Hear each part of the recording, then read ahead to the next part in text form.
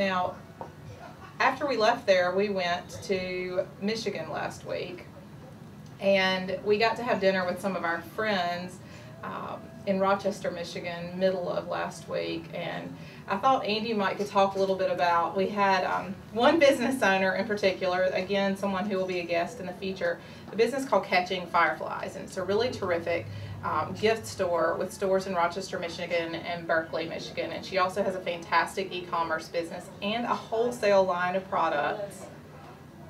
Really, really cool business. She's at Whimsical Gifts on Twitter if you want to follow a business that's really doing it right.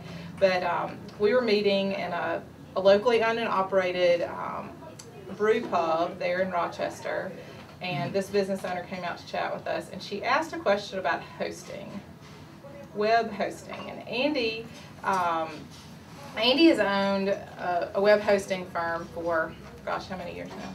I think since 2001 or 2 I've been doing that. So April was talking to us, and she said, kind of asked the question, how much traffic should cause a website to go down? And I thought that was a really interesting question.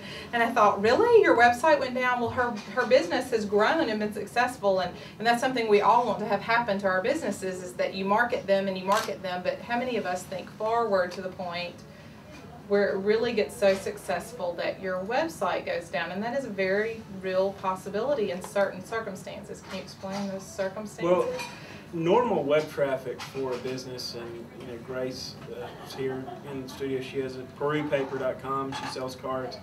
Normal web traffic is, is kind of a bar, but when there's that thing, that big it moment where you think you're going to be featured on Oprah or some things like that, it completely can spike the traffic.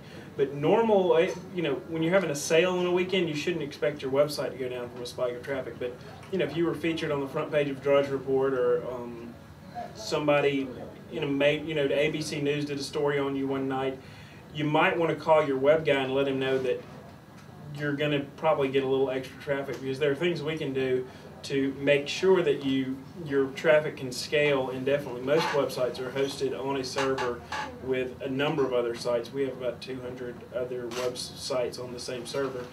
And usually, they all have their peaks and valleys and their ups and downs, and it's not a big deal. But occasionally we do have one or two that will have a video that they post that gets a lot of traffic or something, and we start noticing, hey, you guys are pulling a little extra. What can we do to optimize the video, or to put it on put that piece of it on another server so that it doesn't bog down the entire operation? But normally, getting a little extra traffic, even if your traffic doubles, you shouldn't have any problem with your website going down. That's unbelievable.